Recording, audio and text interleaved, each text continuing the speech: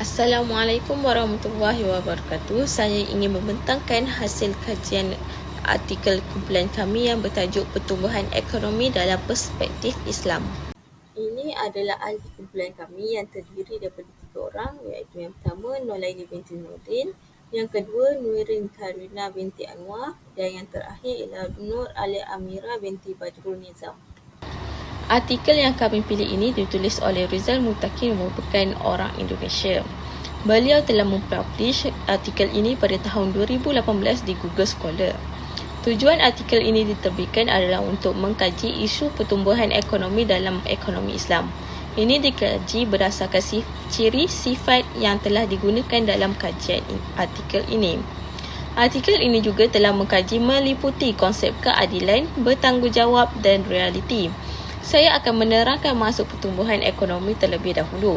Pertumbuhan ekonomi bermaksud bahagian terpenting dalam kebijakan ekonomi serta sistem ekonomi di negara itu. Antara faktor untuk melihat pertumbuhan ekonomi ialah sumber manusia, sumber alam, peningkatan inflasi dan juga kadar faedah. Oleh itu, ciri-ciri pertumbuhan ekonomi yang baik ialah kita dapat lihat dari segi tiada pengangguran, sara hidup rakyat bagus dan juga banyak lagi. Isunya di sini adalah ketaksamaan pendapatan, kemiskinan yang menghalang daripada pertumbuhan ekonomi. Artikel ini telah mensasarkan 2 orang pembaca, iaitu pelajar dan juga orang Islam. Sebagai pelajar, mereka perlu mengkaji dan meningkatkan pengetahuan dalam ekonomi Islam, bukan sahaja ekonomi konvensional. Sebagai orang Islam pula, kita perlu mengetahui prinsip-prinsip Islam yang telah diterapkan dalam ekonomi Islam.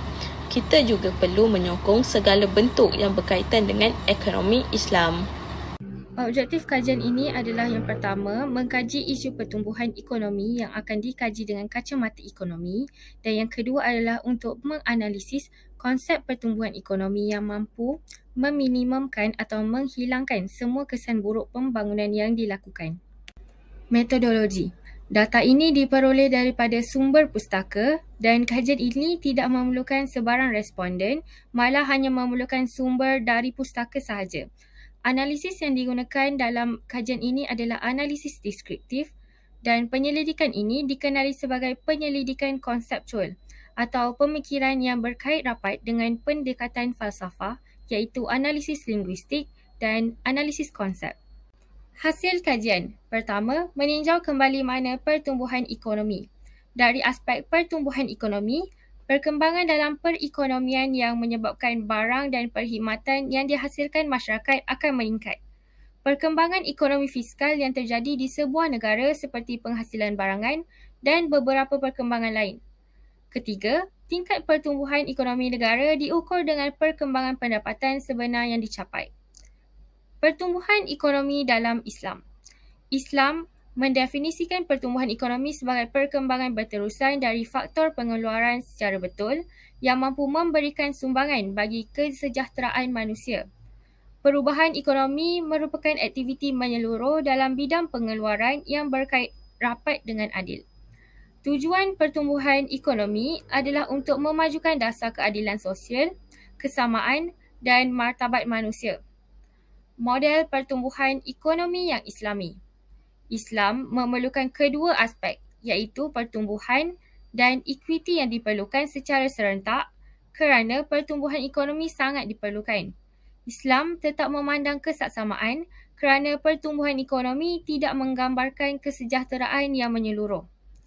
Pertumbuhan ekonomi dan pendapatan berkapita tinggi tidak menjadi tujuan utama, malah harus meninggalkan penggunaan model pertumbuhan agresif yang menekankan tingkat maksimum penggunaan. Perbincangan meninjau kembali makna pertumbuhan ekonomi. Sekiranya kita perhati secara mendalam, maksud yang telah diberi di atas memberi makna yang perubahan pembangunan ekonomi ke arah yang lebih baik dan peningkatan pengeluaran maksimum merupakan tujuan utama berlakunya pertumbuhan ekonomi.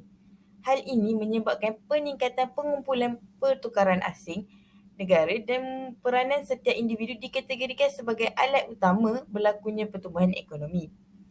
Al-Tariki menyatakan terdapat beberapa kepentingan untuk kita mengetahui tentang pemahaman pertumbuhan ekonomi ini. Kepentingan yang pertama ialah kajian ini adalah tentang pertumbuhan untuk menunjukkan bahawa teori tersebut merupakan hasil daripada analisis yang berdasarkan ideologi kapitalis liberal. Yang kedua ialah ciri-ciri pembangunan barat ialah asas yang digunakan. Hal ini menunjukkan yang segala perkara yang digunakan tidak menggunakan prinsip Islam dan membuktikan yang perspektif yang digunakan tidak berdasarkan keadaan sebenar negara Islam. Kepentingan yang ketiga ialah analisis yang dibuat oleh mereka lebih cenderung bersifat historical yang menyebabkan analisis tersebut melupakan keadaan yang berlaku di negara umat Islam sebagai sesuatu yang pernah wujud. Yang keempat pula ialah kajian pertumbuhan yang dijadikan kepada satu negara dan masyarakat pula menyamakan perubahan politik, ekonomi dan juga sosial. Pertumbuhan ekonomi dalam Islam.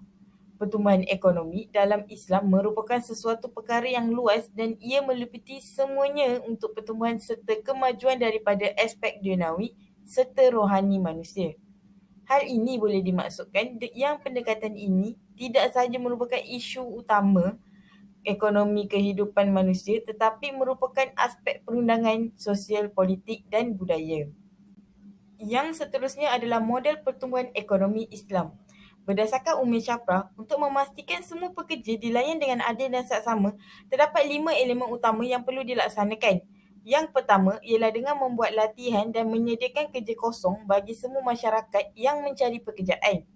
Yang kedua ialah memberikan gaji yang sepatutnya kepada semua pekerja agar mereka tidak merasa kerja yang mereka lakukan tidak setaraf dengan gaji yang disediakan. Yang ketiga pula ialah kerajaan boleh memastikan setiap masyarakat mempunyai insurans untuk mengelakkan sesuatu yang buruk terjadi. Yang keempat ialah kerajaan perlu memberi sumbangan dan juga bantuan kepada mereka yang memerlukan seperti orang kurang upaya, orang yang tidak kemampuan dan lain-lain. Yang terakhir ialah memastikan setiap masyarakat membayar zakat. Menurut Al-Tariki, Islam perlulah mempunyai ciri-ciri yang berbeza supaya matlamat pertumbuhan ekonomi dapat dicapai. Antara ciri-ciri tersebut ialah komprehensif ataupun al-syumul.